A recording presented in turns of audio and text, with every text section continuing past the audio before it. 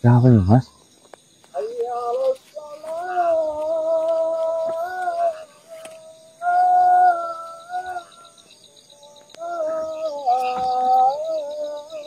Apa ada masjid dekat sini, Mas?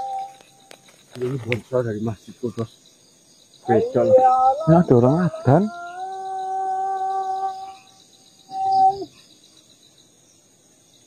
Gun, kameranya mana, Gun?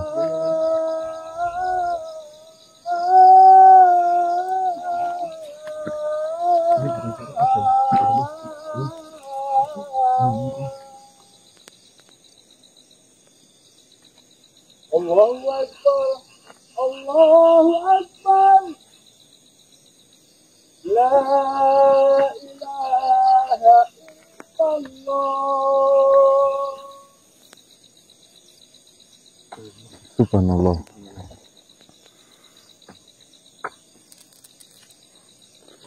Kuti.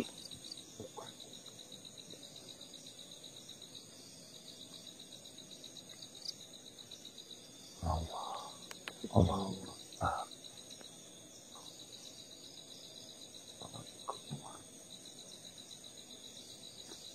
Pas.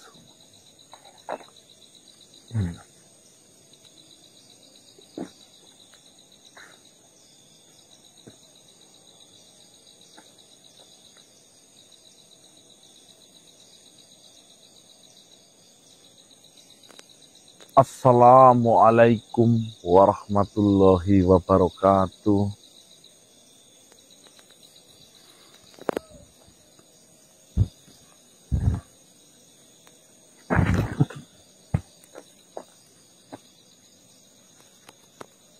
Itu makhluk adzan kenapa? Baiklah ya, Tuan, silahkan pilihlah raga yang Tuan paling nyaman dari teman-teman saya. Mau berbicara, raganya siapin. Bismillahirrahmanirrahim. Silahkan.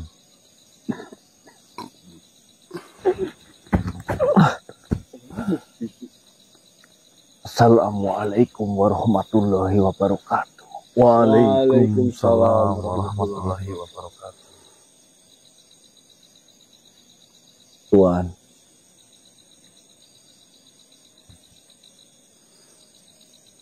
mohon maaf manusia. Mungkin lantunan adzan yang saya kumandangkan membuat kalian bingung dan heran. Saya sedang mencari satu manusia yang saya amanai. Saya diberi amanah untuk mencari manusia itu. Apakah di antara kalian ada yang bernama Ganang? Saya bernama Ganang.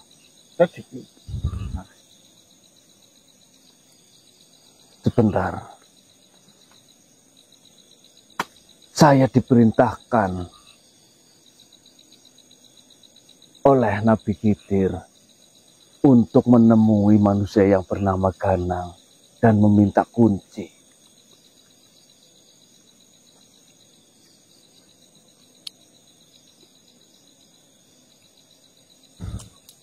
Mungkin bukan saya.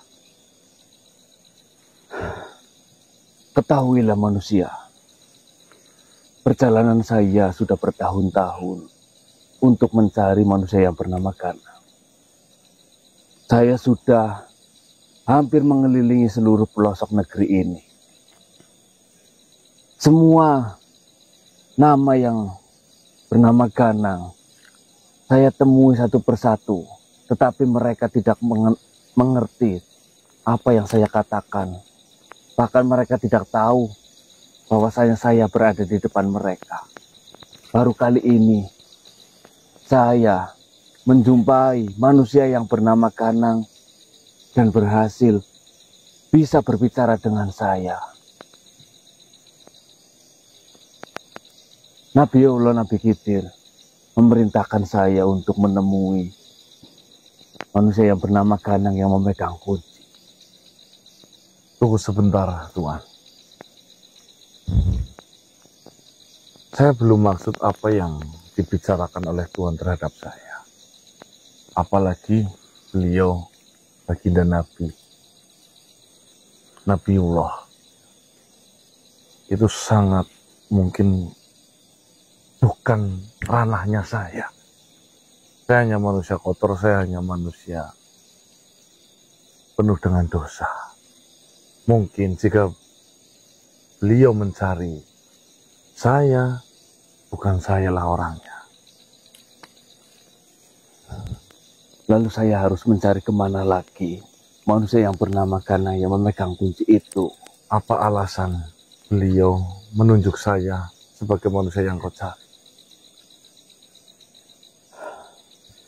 Sebenarnya ini bermula dari saya yang memiliki permasalahan. Permasalahan ini bukan menyangkut saya pribadi, namun menyangkut banyak umat yang berada di naungan saya. Bolehkah saya mendengar permasalahanmu? Ya, silakan duduk.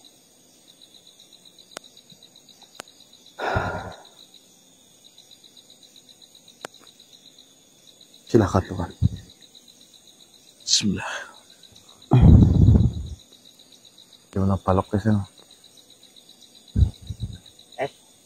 Sebelumnya, perkenalkan, nama saya Tarmosa. Saya adalah orang yang dipercaya untuk memimpin sebuah pondok pesantren. Ceritanya seperti ini, manusia. Saya akan menceritakannya dari awal, supaya tidak ada kebingungan pada dirimu, manusia. Saya adalah murid dari seorang kiai. Ketika itu,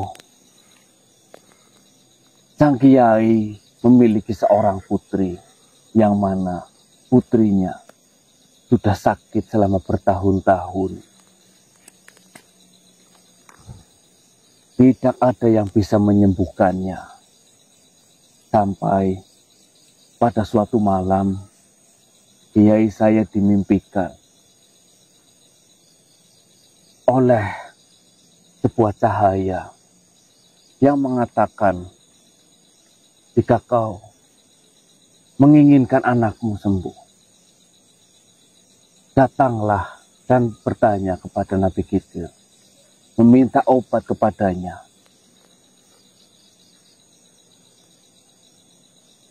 Lalu dia terbangun dari mimpinya. Dia bertanya-tanya, bagaimana saya bisa meninggalkan putri saya yang sedang dalam keadaan sakit untuk menemui Nabiullah Khidir alaihissalam. Lalu sang kiai memiliki pikiran untuk menyuruh salah satu santrinya menemui Nabi Khidir dan meminta obat kepadanya. Ketika itu, saya yang dipanggil oleh kiai. Kiai mengatakan kepada saya, pergilah dan carilah Nabiullah Khidir alaihi salam untuk meminta obat yang bisa menyembuhkan sakit dari putri saya. Dari perintah itu saya bingung, manusia. Bagaimana saya harus menemui Nabi Khidir alaihi salam, sedangkan saya tidak tahu bagaimana ciri-cirinya, di mana saya harus menemui. Sang kiai hanya mengarahkan saya untuk pergi ke selatan. Pergilah ke selatan. Bagi santri seperti saya, perintah dari seorang guru dari seorang kiai adalah kewajiban yang harus dijalankan. Tanpa berpikir panjang, saya langsung menempuh perjalanan untuk mencari Nabiullah Khidir alaihi salam. Bertahun-tahun saya menempuh perjalanan itu. Tidak ada satupun yang saya lihat makhluk-makhluk dalam perjalanan saya yang saya rasa itu adalah Nabi Khidir. Saya tidak bisa menanyai siapapun yang mengetahui ciri-ciri ataupun di mana saya bisa menemui Nabi Khidir alaihi salam. Di perjalanan saya sudah bertahun-tahun itu manusia, saya hanya dijumpai oleh 4 makhluk. Makhluk yang pertama itu adalah sebuah kuburan. Ini mungkin mengherankan, ini mungkin terkesan tidak mungkin. Tetapi ketika saya melewati kuburan itu, terdengar jelas suara, "Wahai anak muda, apakah engkau akan menemui Nabi Khidir?" Lalu saya berbalik bertanya, "Siapa engkau?" "Saya adalah kuburan tua." "Jika benar kau akan menemui Nabi Khidir, tolong tanyakan kepadanya, mengapa saya selalu mendapatkan siksaan?" Lalu saya menjawab, "Baiklah, saya akan menanyakan apa yang kau tanyakan kepada Khidir alaihi salam." Lalu saya melanjutkan perjalanan manusia. Sekian tahun berlalu, lalu saya dijumpai lagi dengan makhluk Allah, yaitu pohon sawo. Saya melewati pohon sawo itu. Lalu pohon sawo itu memanggil saya, "Wahai anak muda, apakah kau akan menemui Nabi Khidir?" Lalu saya berbalik bertanya, "Siapa engkau?" "Saya adalah pohon sawo. Jika benar kau akan menemui Nabi Khidir, tolong tanyakan kepadanya." Saya berbuah lebat, namun penduduk sekitar tidak ada yang berani untuk mengambil buah saya. "Baiklah, pertanyaanmu akan saya tanyakan kepada Nabi Khidir alaihi salam." Saya melanjutkan perjalanan. Saya bertemu dengan sumur tua. Sama halnya dengan 2 makhluk yang saya temui sebelumnya. Dia pun menanyakan hal yang sama. "Wahai anak muda, apakah engkau ingin menemui Nabi Khidir?" "Siapakah engkau?" "Saya adalah sumur tua. Air saya segar, air saya jernih. Tetapi kenapa penduduk sekitar tidak ada yang mengambil air dari sumur saya?" "Baiklah, pertanyaanmu akan saya tanyakan kepada Khidir alaihi salam." Lalu saya melanjutkan perjalanan manusia.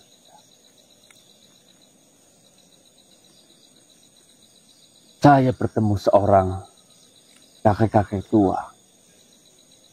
Lalu saya tanyakan, "Assalamualaikum. Apakah engkau Nabi Khidir?"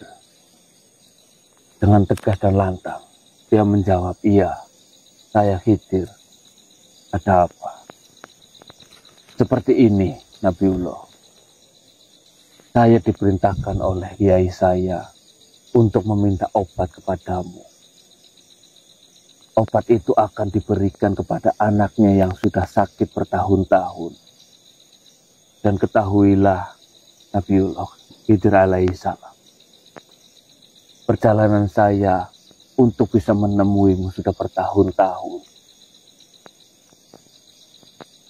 Baiklah, saya akan memberimu obat untuk menyembuhkan anak dari kiai ataupun guru yang sudah membimbingmu. Terima kasih, Nabi Khidir. Saya mengatakan seperti itu. Lalu saya teringat dengan pertanyaan makhluk yang saya temui dalam perjalanan. Mohon maaf, Nabi Khidir. Di perjalanan saya menemuimu, saya dititipkan pesan oleh beberapa makhluk. Yang pertama adalah kuburan tua. Kuburan tua itu menanyakan, tanyakan kepada Nabi Khidir, kenapa saya selalu mendapatkan siksaan? Lalu Nabi Khidir menjawab, ketahuilah anak muda, di dalam kuburan itu adalah seseorang yang berilmu, namun tidak mau mengamalkan ilmunya. Lalu, saya menanyakan lagi pertanyaan yang sudah ditanyakan oleh pohon sawo.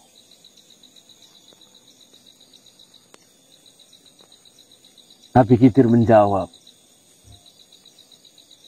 di dalam pohon sawo itu terdapat sebuah pusaka. Pusaka itu yang menyebabkan para warga takut untuk mengambil buah sawo yang sangat lebat itu. Lalu bagaimana supaya pohon sawo itu bisa diambil ataupun dimanfaatkan oleh warga di sekitar? Kau katakan kepadanya, buahmu, ataupun jika kalau kau ingin bermanfaat, serahkanlah pusaka yang ada di dalam pohon itu. Lalu pertanyaan berikutnya, pertanyaan yang datang dari sumur tua. Saya tanyakan kepada Nabi Khidir alaihi salam.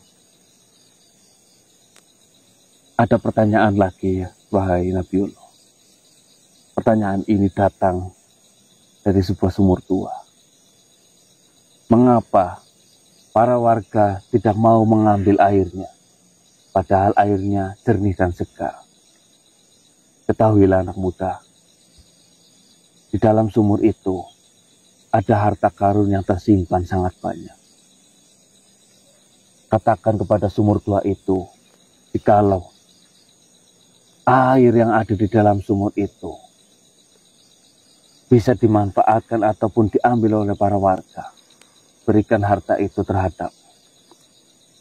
Baiklah Nabiullah, semua yang kau sampaikan akan saya sampaikan juga terhadap makhluk-makhluk yang sudah bertanya kepada.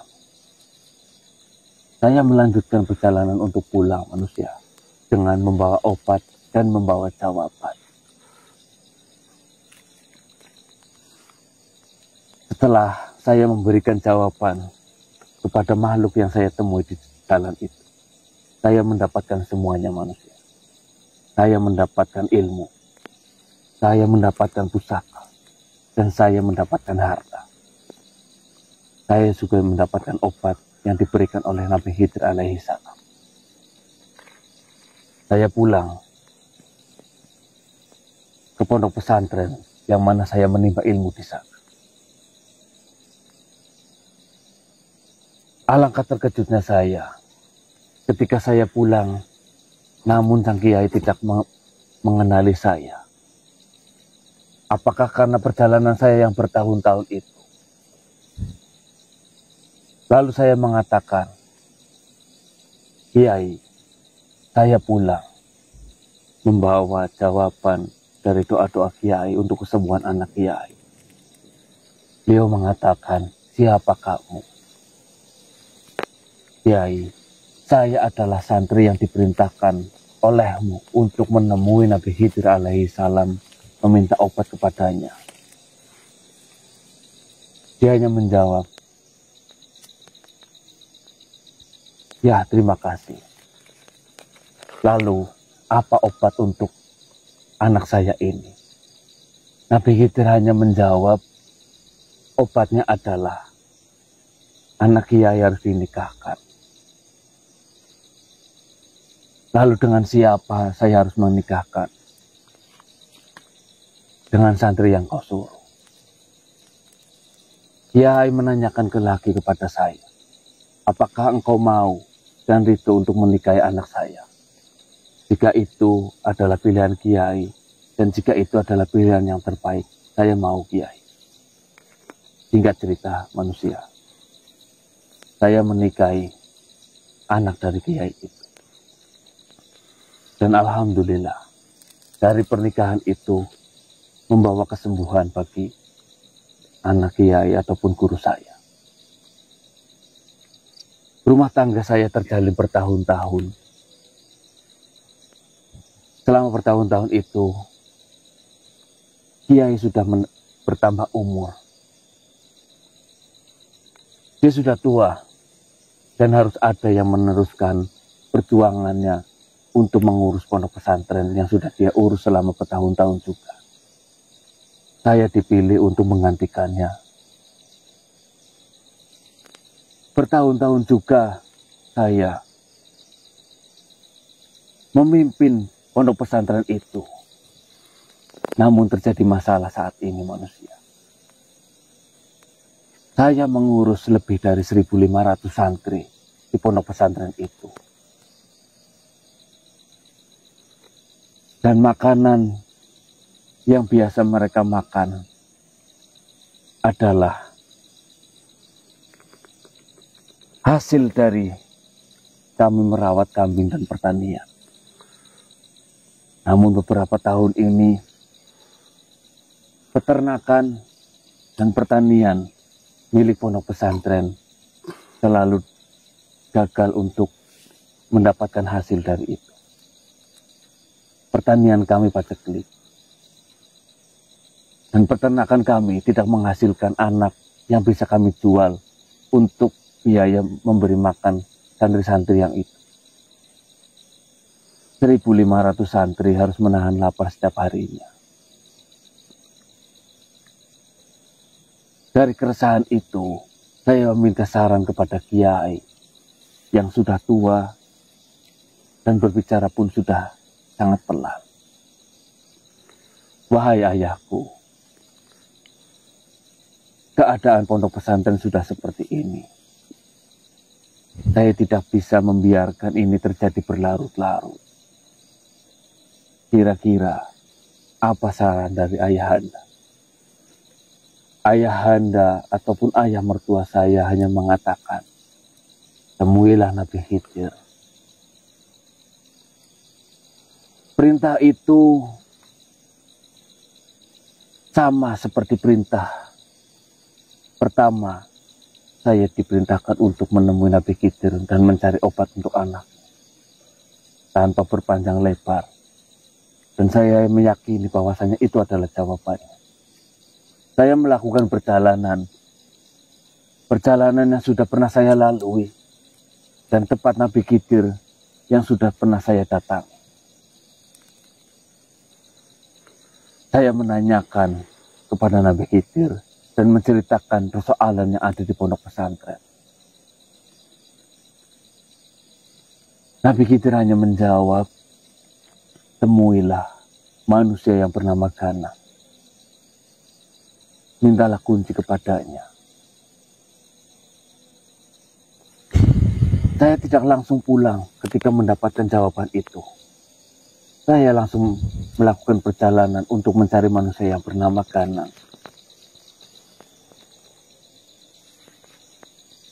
Beberapa manusia yang bernama Gana sudah saya temui, namun mereka tidak bisa berbicara dengan saya. Mereka tidak bisa melihat saya. Hanya baru kali ini, saya menemui manusia yang bernama Gana, yang bisa melihat saya, mendengarkan saya bicara, dan mengerti apa yang saya katakan.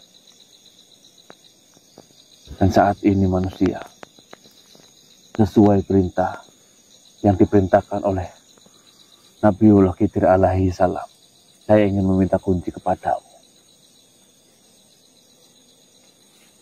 Sejujurnya, saya juga tidak tahu kunci apa yang dimaksud oleh Khidir alaihi salam.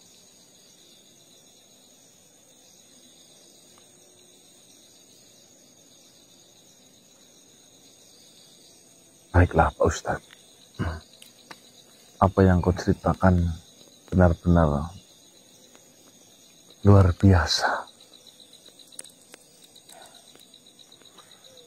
Sejauh ini saya tidak memiliki kunci apa-apa. Mungkin jika yang sedang dihadapi sebuah permasalahan kepailitan di dalam pondok pesantren, mungkin saya simpulkan kejadian dengan kejadian kemarin. Saya mendapatkan sebuah wafak dari beliau, Eyang Sabdowaya. Wafak itu bernama wafak 1000 dinar. Beliau Eyang Sabdowaya mengatakan, ini adalah sebuah kunci untuk membuka sebuah rezeki. Mungkin apa yang tadi jenengan ceritakan atau kunci yang beliau maksud adalah sebuah wafak yang saya dapatkan dari beliau Eyang Sabdowaya. Jika memang iya, kebetulan sekali saya sedang membawanya. Jika memang ini adalah hal baik untukmu, saya ikhlas akan berikan kepadamu.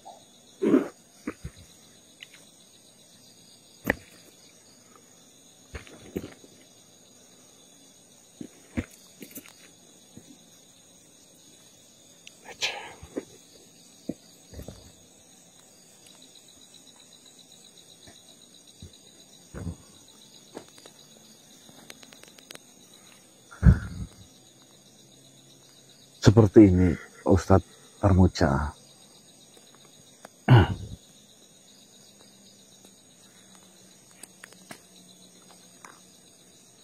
Beliau mengucapkan terhadap saya.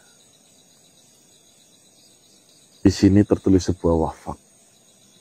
Wafak itu berisikan atau bertuliskan ayat 1000 dinar.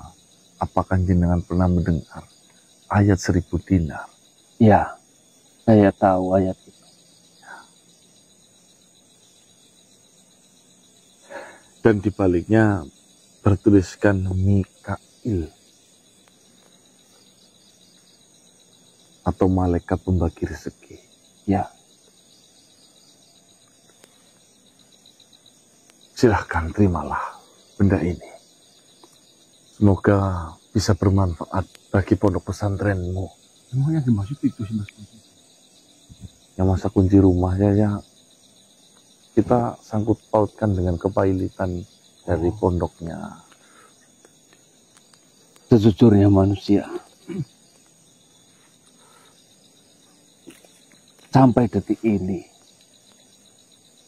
saya tidak tahu dan belum paham apa yang dimaksudkan oleh Nabiullah Khidir alaihi salam. Apa hubungannya kunci dengan sebuah koin? Kau mengatakan koin kecil ini adalah wafak 1000 dinar. Saya tahu ayat 1000 dinar. Lalu, bagaimana cara menggunakan ini? Lalu, kunci apakah benda ini? Pertama,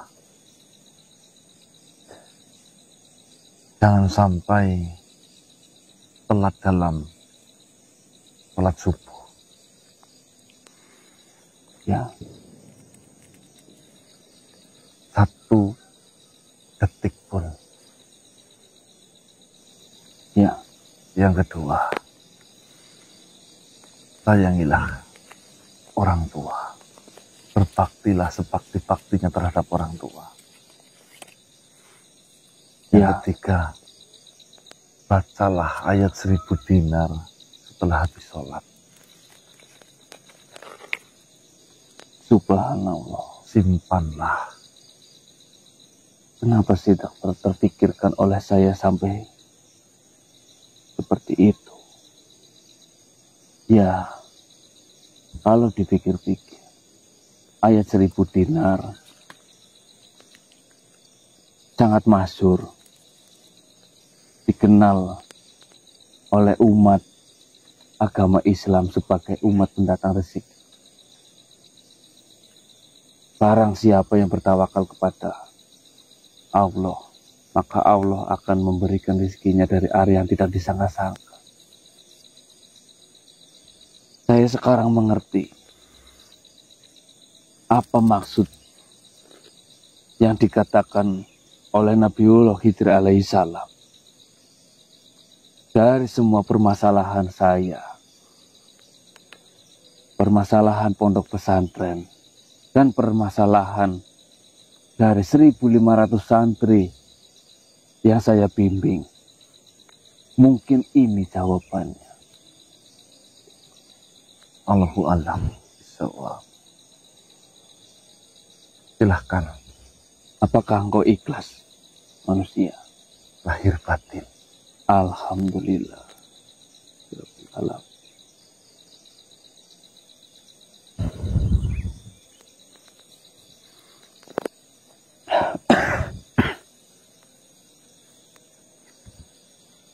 Saya akan kembali dan menemui Nabiullah Khidir alaihissalam. Saya akan melaporkan bahwasanya saya sudah bertemu dengan manusia yang dimaksud. Manusia yang bernama Ganang yang memegang kunci. Dan saya akan menanyakan kepada Khidir alaihissalam, apakah benar ini adalah kunci yang dimaksud oleh. Setelah itu, ucapkanlah salam terhadap beliau dari kami. Ya manusia, akan saya sampaikan salam kalian terhadap Khidir alaihissalam. Semoga beliau menerima salam kalian. Amin, amin ya rabbal alamin. Dan tolong doakan manusia. Semoga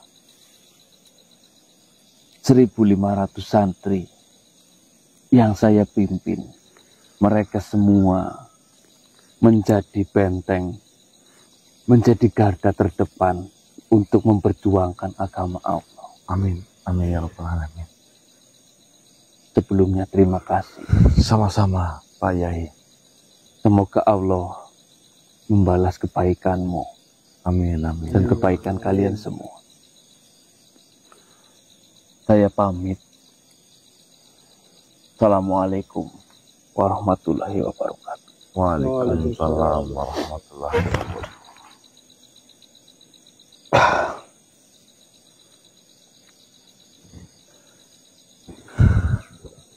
Aduh, saya masih bingung dan masih gemetar teman-teman. Ya. Dan saya masih banyak pertanyaan liar yang hadir di pikiran saya. Namun saya tidak mau hal itu terjadi. Pikiran liar saya berpikir yang macam-macam. Lebih baik kita intinya doakan saja. Semoga beliau Ustadz Tarmoja, apa namanya tadi? Tarmoja ya, yang sedang diuji perihal ekonominya, apalagi itu menyangkut di bidang agama ya, pondok pesantren. Dimudahkan jalannya, diperluas dadanya atau melapang dadanya, serta segera pulih seperti sedia kala karena informasinya sedang dilanda kepailitan mengenai peternakan dan pertaniannya. Gagal panen, ternyata enggak Pacaklik, menghasilkan. pacaklik mau. Ya, namun percayalah itu ujian memang langsung datang dari Gusti Allah mengenai alam semesta kalau itu ya. Iya. Gagal panen, gagal lahir. Pasti nantinya akan ada sesuatu besar yang memang sengaja disiapkan oleh Gusti Allah untuk pondok pesantren tersebut. Lupa katanya nama pondoknya itu. Lain kali siapa tahu kita bisa datang ke sana bersilaturahmi. Yang saya masih herankan, apa mungkin benar yang dimaksud kanang jenengan apa bukan gitu loh Mas. Ya, saya juga tidak tahu. Dan terus apakah yang dimaksud kunci dari Nabi Khidir, apakah koin itu apa bukan gitu loh. Ya, saya punya kunci itu. Saya punya kunci itu, makanya ya saya hanya sangkutkan dengan kejadian kemarin. Permasalahan yang sedang terjadi oleh Ya, lagi pailit. ya Kita mendapatkan kunci dari yang Sabdowayah. di Gimana kunci itu? Nah, jika kita kaitkan kan itu. Oh enggak, itu Nabi Khidir kenapa? Nabi Khidir, ya nggak apa-apa, Ya, nggak apa-apa. Oh bingung Ya. Ya, Ya apa? kita nggak tahu kebenarannya, tapi yang jelas karena jenengan punyanya itu, Ya, Ya. saya kasih. kita kasihkan itu terlebih dahulu. Tujuannya bagus sih gitu. Ya. Itu ya teman-teman ya. Senangnya saya itu di situ, saudara. Ternyata hidup merasa paling nikmat, merasa paling tenang, merasakan paling damai itu ketika kita bisa bermanfaat bagi makhluk lain.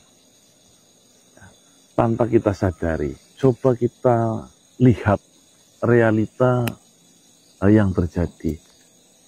Contohnya orang-orang besar ya, atau orang yang sudah hartanya berlimpah-limpah. Apa yang sering dia lakukan di setiap harinya? Tahu nggak? Bersedekah, berbagi. Karena apa? Karena dengan berbagi, beliau itu merasakan sebuah kedamaian yang tidak didapatkan dari apapun di dunia ini. Dan itu juga masuk ke hukum kosong Mas. Iya, hukum manusia itu kosong. Kalau kepengen lebih, berarti buang hal yang lama. Ya, Oh, pengen hal yang baru. Hal yang lama mungkin bersedekah. Iya. Cuma mah uang di dompet kok 100.000, nggak naik-naik ya. Coba uang 100.000 itu dibelikan apa atau disodakokan menjadi apa? Nanti uangnya 100.000 ada lagi. Kamu sudah punya barang, ya, uangnya ada lagi, Dan itu sudah janji dari Gusti Allah.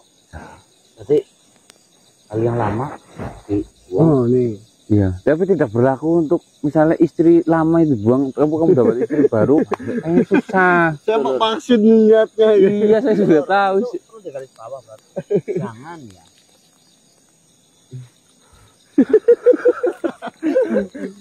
Udah tahu maksud tujuanmu mau ngomong. itu ya teman-teman. Nih, kan iki betul goleti saya. Itu ya teman-teman ya.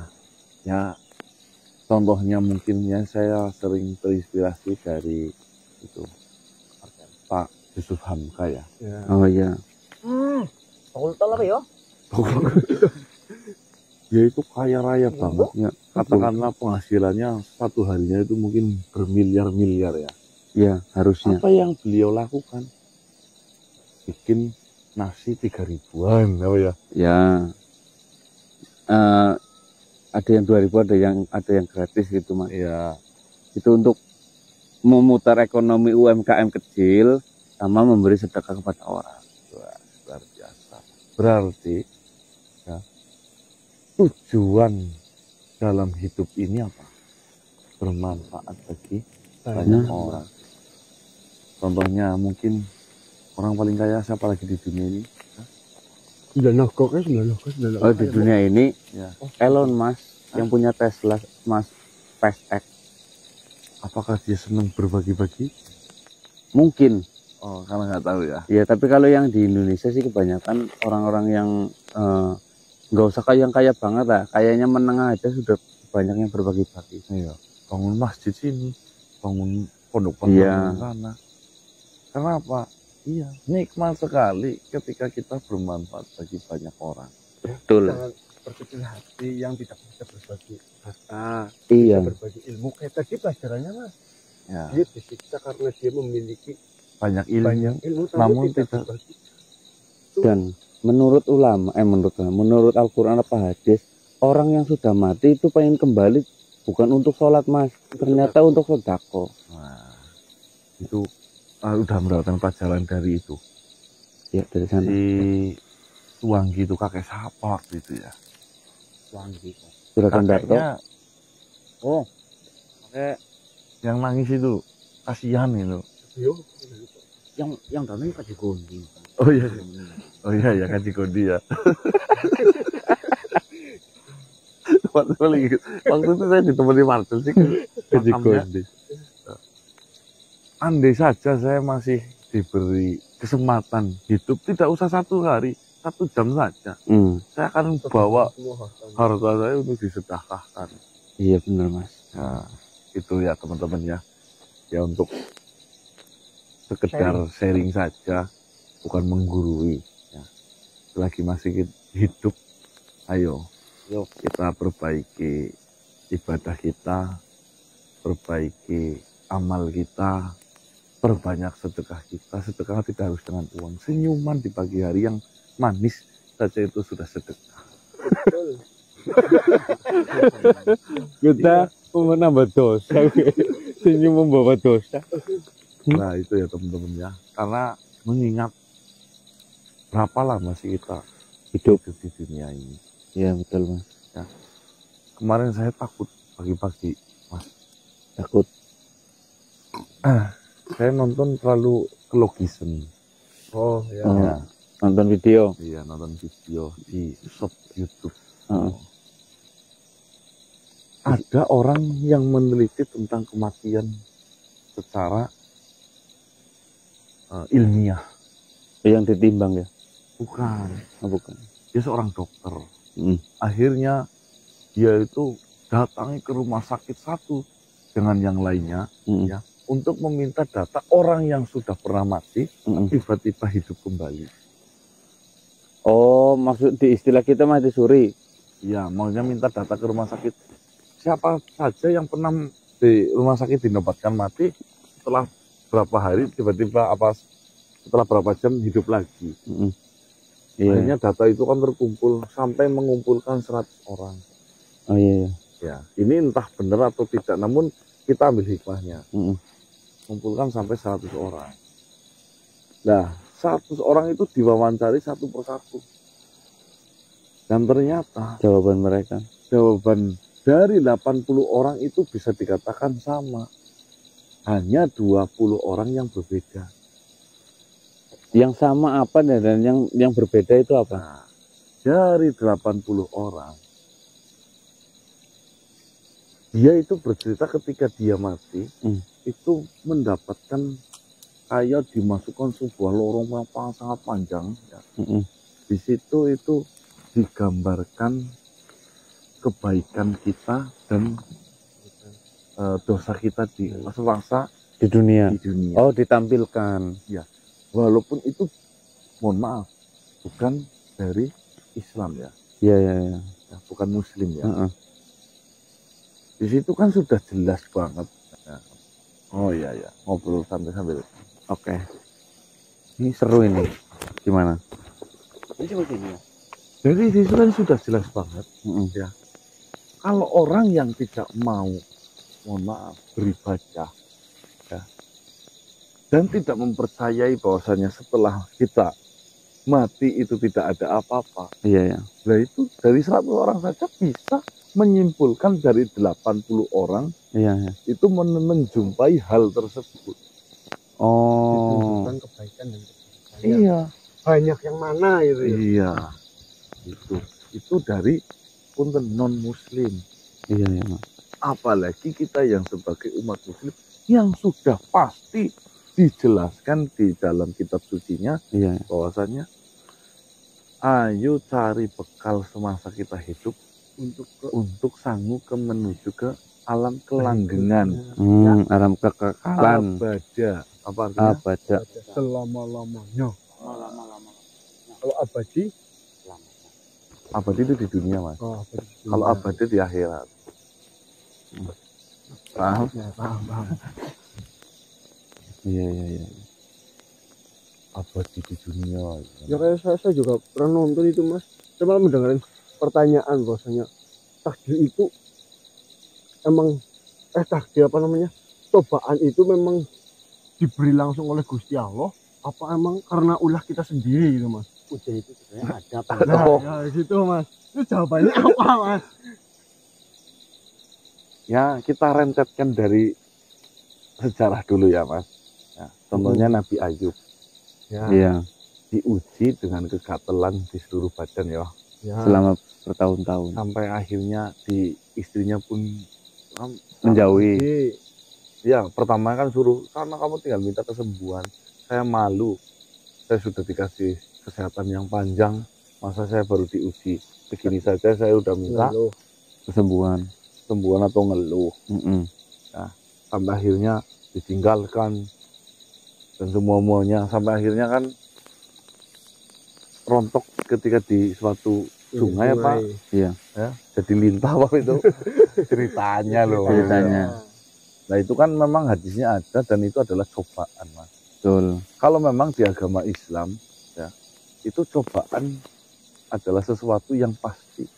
Cuma ini ya. cuma kembali lagi dengan apa yang kita tadi malam tonton. Manusia sekarang umumnya dititipin nafsu sebagai ujian. Lah kalau berhubungan dengan nafsu kan berada di Dalam diri. ya. Kalau kamu benar-benar bisa mengendalikan nafsu, insya Allah Ya. Mengurangi sedikit mengurangi ujian. Kalau kalian tidak bisa menghindari nafsu, ya banyak masalah atau cobaan. Betul. Itu ya, Ya. gamblang nggak? Ya. Hah? Gamblang. Jelas ya. Makanya nafsu itu bukan untuk dihindari, ya. Namun nafsu itu Kendalikan. Ini mohon maaf Mas. Nafsu yang dimaksud dia itu rada berbeda. Ya, yang kayak gini. nafsu itu ada 3, Mas. Ya tapi termasuk hoax. Syahwat kalau itu. Ya, Itu bagian kecil. Nah kan berarti benar masuk golongannya. Ya masuk. Ya, lu sharing kan. Untuk kurang Bercu asem. itu. Nafsu itu ada 3 apa saja, Mas? Coba. Oh saja. Makan. Ya, banyak deh.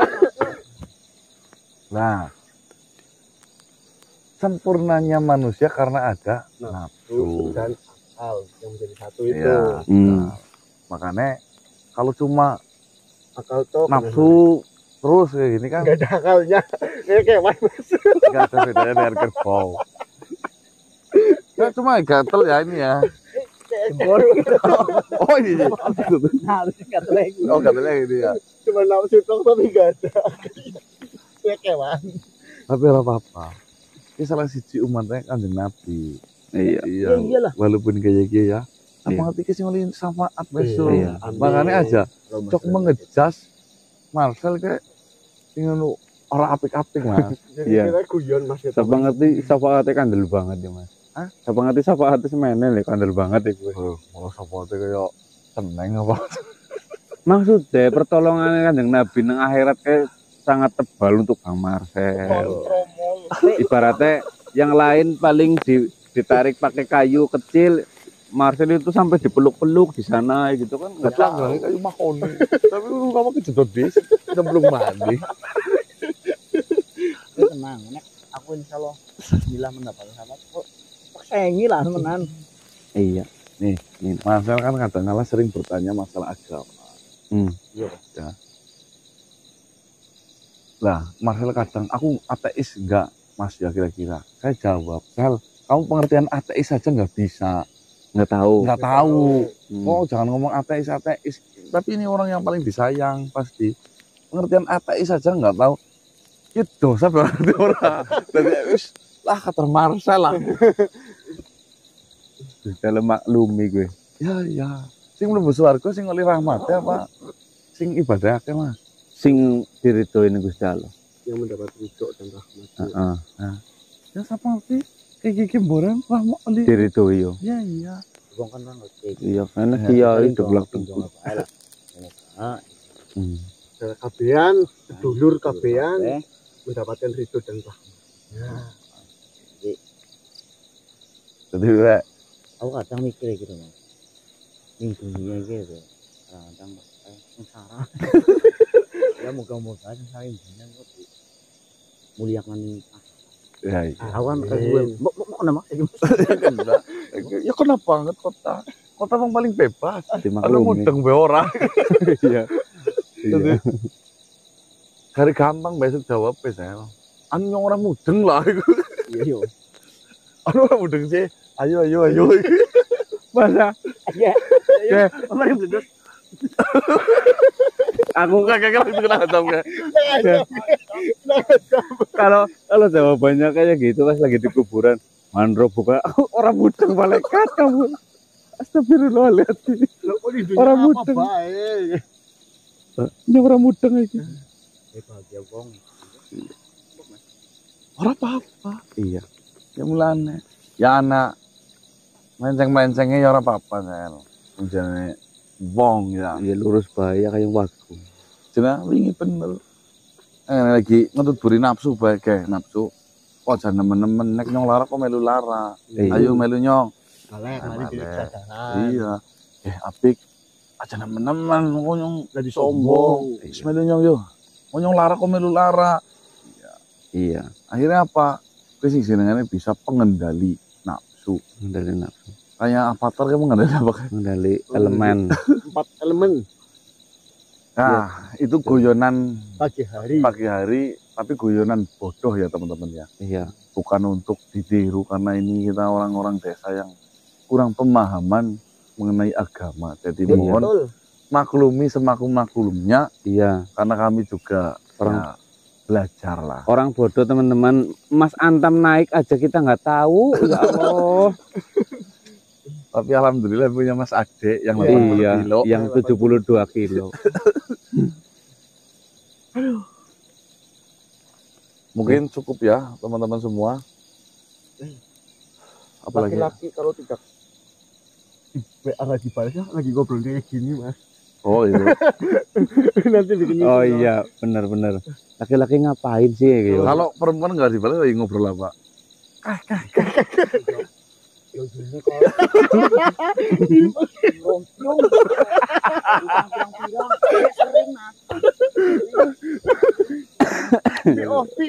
POV laki-laki kalau tidak ada Kayak ikut. kabar ya. Iya. Kayak gue tuh sel. iya wong kadang balik sembahyang kayak si kenteng ruku mesti pura Terus lari kemana sih? iya Oh, itu loh. dia mau kepala anak Gibah nih. anak Ngerti gibah bareng ya. Gibah kayak apa? Gibah baru sayur. Terus tiba ibu ini ngosor banget ibu nang batu Kayak esok kok wis gudeg ya Allah, subhanallah aku ora melu-melu ya Allah. Oh, ya, nonton videonya kah? ya, Hendro ya. Itu ya.